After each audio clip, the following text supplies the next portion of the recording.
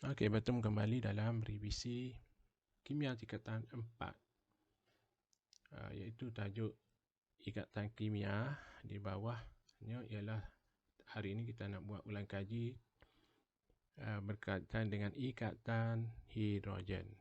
Okey. Baik, berbeza dengan apa yang kita belajar sebelum ini, iaitu ikatan ion dan ikatan kovalen. Ikatan kovalen dan ikatan ion terbina daripada unsur-unsur untuk menjadi molekul. Bagi ikatan hidrogen, dia adalah ikatan antara molekul, okey? Antara molekul, di mana di dalam molekul tersebut ada mengandungi atom hidrogen. Baik, kita tengok definisi dia. Secara definisi, ikatan hidrogen ialah daya tarikan antara atom hidrogen yang mempunyai ikatan dengan atom yang tinggi keelektronegatifan, iaitu atom sama ada nitrogen, oksigen ataupun fluorine. Kita tahu oksigen, fluorine, nitrogen mempunyai keelektronegatifan tinggi. Contohnya fluorine. Fluorine berada di kumpulan 17 paling atas, iaitu paling reaktif di dalam kumpulannya, yang membentuk ion negatif ataupun anion. Baik. Molekul yang mengandungi hidrogen, okey, molekul yang mengandungi hidrogen yang terikat sama ada dengan yang membentuk ikatan kovalen sama ada dengan nitrogen ataupun oksigen ataupun fluorine, okey, akan membentuk ikatan lagi dengan molekul sama ada dengan molekulnya sendiri, ataupun dengan molekul yang berlainan yang mengandungi atom yang mempunyai keelektronegatifan yang tinggi, iaitu nitrogen, oksigen, fluorine. Okey. Maknanya sama ada dia berikat dengan molekul yang lain ataupun molekulnya sendiri. Contohnya ialah ikatan kovalen air. Jadi dalam ikatan kovalen air, bila hidrogen dengan oksigen membentuk ikatan kovalen melalui perkongsian elektron, maka terdapat cas positif dan negatif yang dipanggil cas ringan, yang punya daya yang tak kuat, bukan seperti ikatan kovalen. Dia punya daya dia lebih rendah daripada ikatan kovalen yang mengikat di antara dua molekulnya. Okey, yang mengikat antara dua molekulnya, di mana hidrogen yang ada cas positif, di mana kemudian molekulnya yang satu lagi, di mana oksigen ada lebihan elektron. Dia hanya berkongsi 2 elektron saja dengan hidrogen. Jadi ada lebihan lagi 4 pasang elektron. Jadi cas yang ringan ni akan membentuk ikatan hidrogen. Okey. Ikatan hidrogen terbentuk antara cas hidrogen dengan unsur yang reaktif, sama ada ni ialah oksigen ataupun nitrogen ataupun fluorine, ataupun dia boleh berikat dengan contohnya ialah air boleh berikat juga dengan hidrogen fluorida, okey, di mana cas hidrogen positif dan ada lebihan elektron pada fluorine untuk berikat dengan molekul air. Ini contoh bagi cas yang bagi molekul yang berlainan. Ini bagi molekul yang sama, okey, ataupun dia boleh juga berikat dengan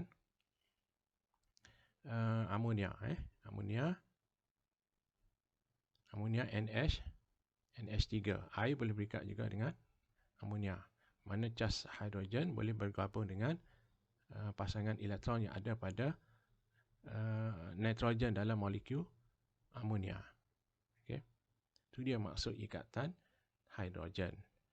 Jadi bagi ikatan kovalen, tidak semua ikatan kovalen ialah ikatan hidrogen. Ikatan kovalen yang mempunyai ikatan hidrogen ialah bila di dalamnya ada atom hidrogen dan juga atom yang keelektronegatifan dia tinggi seperti nitrogen, oksigen dan fluorine. Bagi molekul-molekul lain, dia hanyalah ikatan kovalen biasa. Contohnya karbon dioksida, tak ada oksigen, tak ada hidrogen. So dia ikatan kovalen biasa. Jadi terdapat perbezaan antara ikatan kovalen biasa dengan ikatan kovalen yang ada ikatan hidrogen. Okay? Jadi kelebihan ikatan hidrogen yang ada pada ikatan kovalen berbanding dengan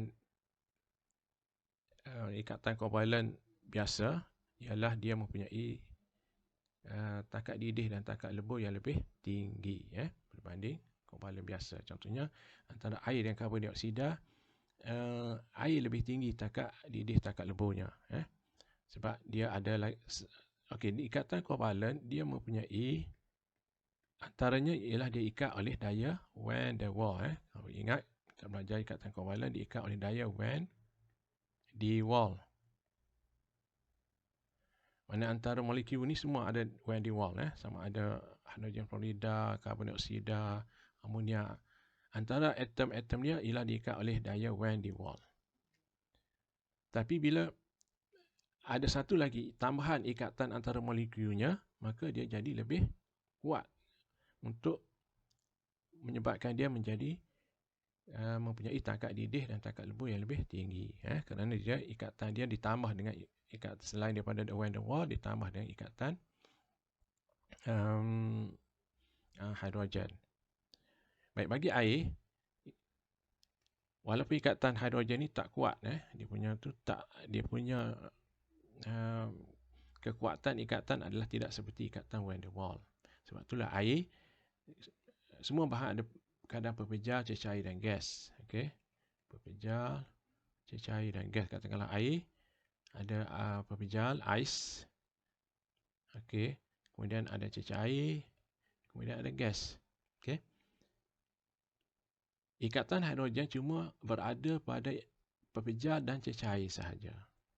Dalam gas tiada ikatan hidrogen. Okey. Kerana di dalam gas jarak dia adalah lebih jauh. Dan kekuatan ikatan hidrogen lebih tinggi pada pepejal berbanding cecair. Baik, contoh ikatan hidrogen yang lain ialah pada etanol. Etanol di mana disebabkan ada oksigen dan hidrogen, maka dalam etanol antara molekulnya terdapat ikatan hidrogen. Jadi menyebabkan ia mempunyai takat didih dan takat lebur yang lebih tinggi berbanding sebatian kovalen yang lain. Dan disebabkan ada ikatan hidrogen inilah etanol larut sedikit di dalam air. Etanol ni ialah sebatian kovalen. Sifat sebatian kovalen biasanya tak larut dalam air. Tapi disebabkan ada ikatan hidrogen, dia larut sedikit di dalam air. Macam minyak petrol, minyak diesel, minyak masak tak larut dalam air. Sebab tu kalau kita letak minyak masak dalam air, kita dapat dua lapisan berbeza disebabkan dia tak larut. Tapi etanol ataupun alkohol dia larut sedikit di dalam air disebabkan ada ikatan hidrogen. Itu dia contoh ikatan hidrogen. Harap faham, so kita jawab soalan.